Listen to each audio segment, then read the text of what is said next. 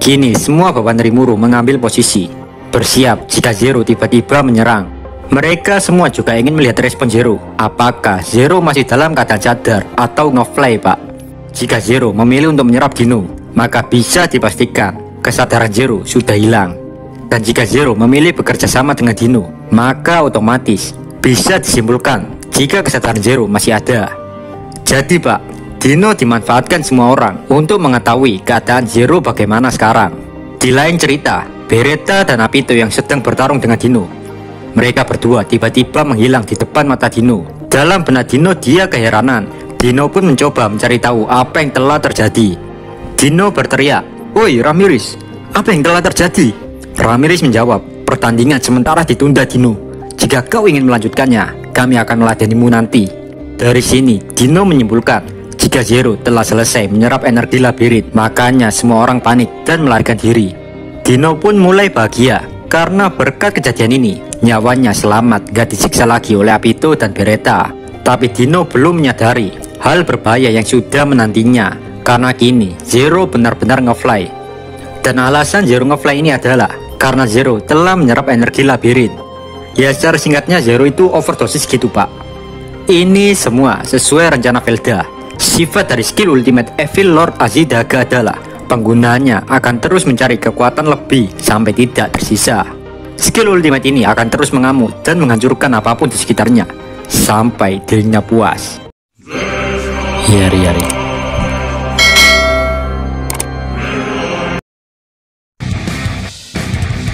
Zero terus-menerus menyerap energi di sekitarnya, sehingga tubuhnya lebih besar dan makin membesar. Dalam sekejap, Zero berevolusi menjadi True Dragon, yang kini dia disebut dengan Dragon Berserk Evil. Zero terus mengamuk sehingga sumber goncangan itu sampai dirasakan Dino dan yang lain.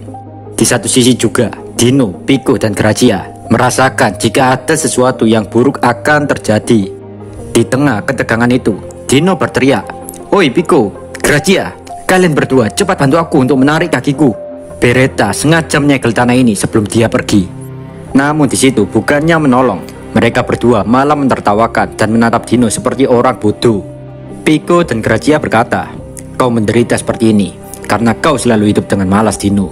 Andai saja kau mencoba untuk sedikit lebih serius saat bertarung, kau tidak akan jadi orang bodoh seperti ini." Pembulian terhadap Dino nggak berlangsung lama, karena tiba-tiba datang Zero yang telah kehilangan kesadarannya. Pico, Grazia, dan Dino yang melihat hal itu seketika menyadari jika Zero telah kehilangan kendali pada dirinya. Mereka juga menyadari jika bahaya sedang ada di depan mata mereka. Tanpa banyak bacot, Zero menyerang mereka semua. Seketika banyak tentakel muncul dari atas, bawah, dan samping labirin secara bersamaan. Melihat hal itu, Grazia langsung melangkah ke depan dan menahan semua serangan Zero dengan perisainya. Perisai Grazia yang tadinya kecil tiba-tiba berubah menjadi besar. Saat dilindungi oleh Grazia, Pico menyerang Zero dengan menciptakan banyak tombak untuk melawan semua tentakel Zero yang muncul begitu banyaknya dari segala penjuru. Tapi sayangnya serangan Pico tidak efektif melawan tentakel yang muncul tiada henti.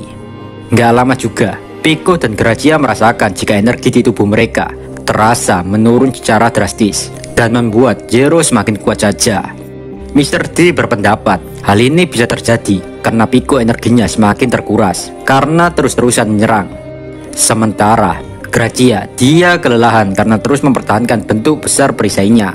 Keadaan membuat mereka berdua semakin terpojok. Jika nggak ada solusi untuk masalah ini, maka kematian mereka hanya menunggu waktu saja. Pico dan Grazia juga mendesak Dino untuk segera membantunya.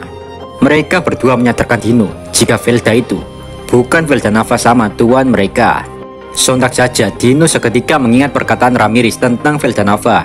Dino pun mulai sadar jika Velda hanya mirip dalam hal ingatannya, sedangkan kepribadiannya dan cara berpikir sangat bertolak belakang dengan Velda Nava.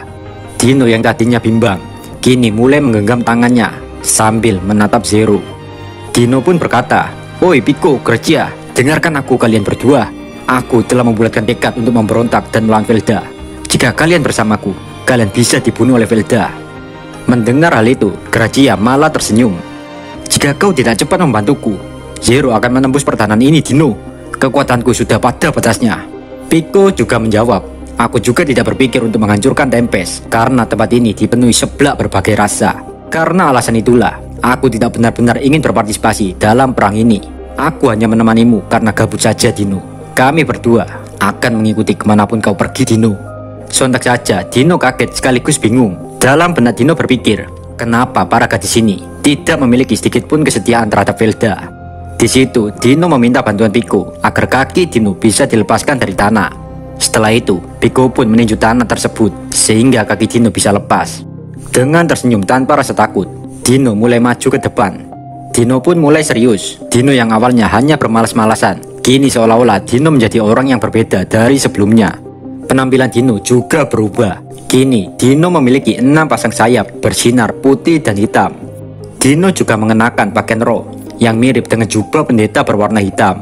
Di situ juga, Dino memanggil 2 pedang, yaitu pedang emas, Excalibur, dan pedang perak gelap, Caliburn.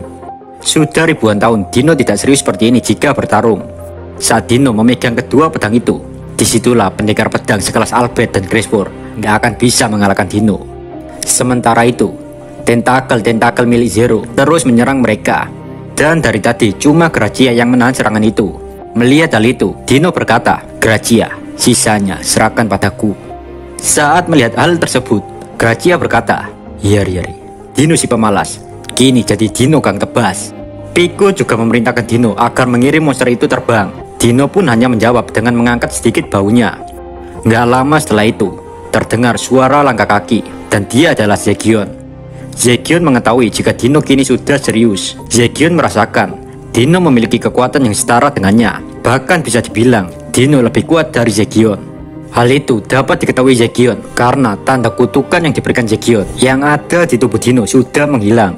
Zegion bertanya, apakah ini mode seriusmu, Dino? Bahkan tanda kupu-kupu yang sengaja kutaruh di tubuhmu benar-benar hilang. Aku tidak terkejut kau bisa sekuat ini.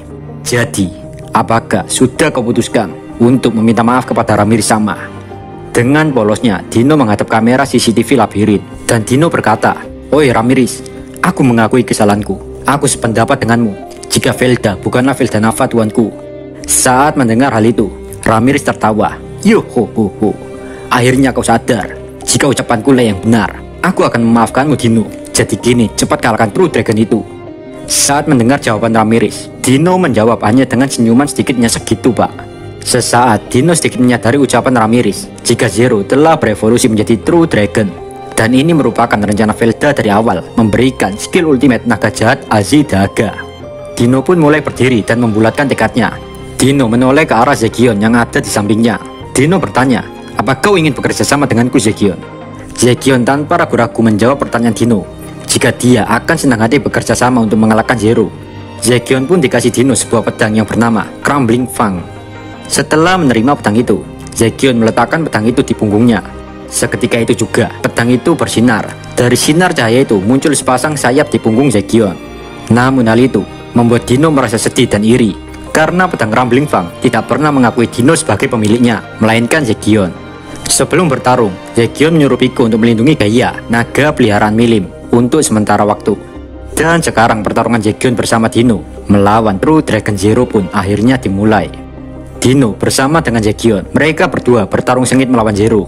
Tujuan pertama mereka adalah keluar dari labirin. Dengan kata lain, keluar dari tubuh Zero. Labirin seolah-olah sudah menyatu dengan tubuh Zero.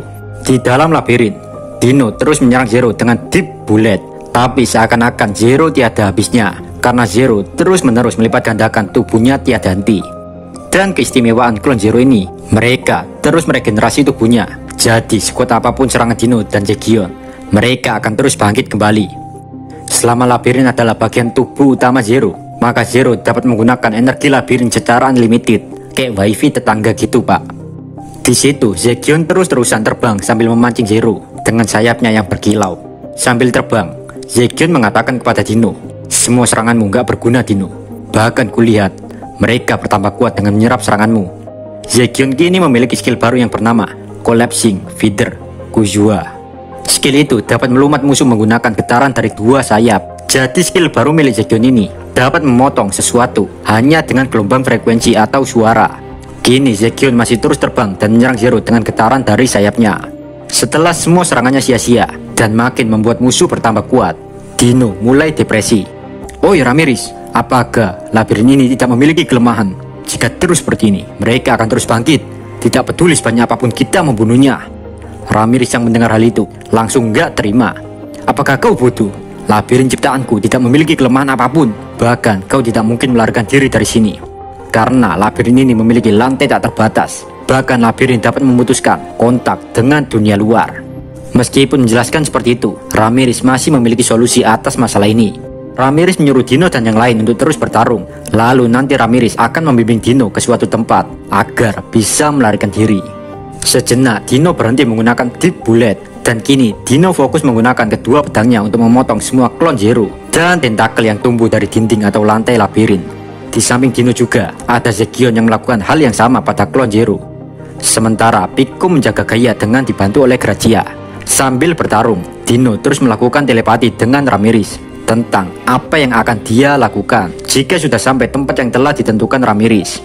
Ramirez pun menjawab, "Saat kau sudah sampai di tempat yang telah kutunjukkan, maka langsung saja keluarkan serangan terkuatmu untuk menembus dinding dan melarikan diri." Saat mendengar hal itu, Dino mulai meragukan rencana Ramirez. Tapi karena nggak ada solusi lain, Dino pun mencoba percaya pada Ramirez. Saat Ramirez memandu Dino dan yang lain menuju tempat yang telah ditentukan, di satu sisi juga Benimaru menghubungi Rimuru. Tapi bukan Rimuru yang menjawab panggilan Benimaru, melainkan Diablo. Diablo langsung hadir di dalam ruang kontrol labirin. True Dragon yang baru telah lahir, dan ini semua sudah diprediksi Rimuru sama, ucap Diablo. Di dalam ruang kontrol, tawa gembira Diablo bergema. Di situ Diablo mencoba menenangkan semua orang jika meskipun ada True Dragon yang baru lahir, semua itu hal yang normal bagi Rimuru sama. Sontak saja saat mendengar penjelasan Diablo, Benimaru agak sedikit terkejut. Benimaru nggak menyangka jika hal menakutkan seperti ini bagi Rimuru cuma hal remeh dan biasa aja. Di situ Diablo melihat jika Benimaru belum benar-benar pulih. Diablo pun langsung membagikan energinya kepada Benimaru. Diablo bisa santai melakukan itu karena Diablo sudah dapat mengendalikan energi True Null Rimuru. Jika kalian suka video ini, jangan lupa subscribe biar channel ini makin berkembang. Saya Dio dari channel Isekai Kindle. Amin. Bye bye.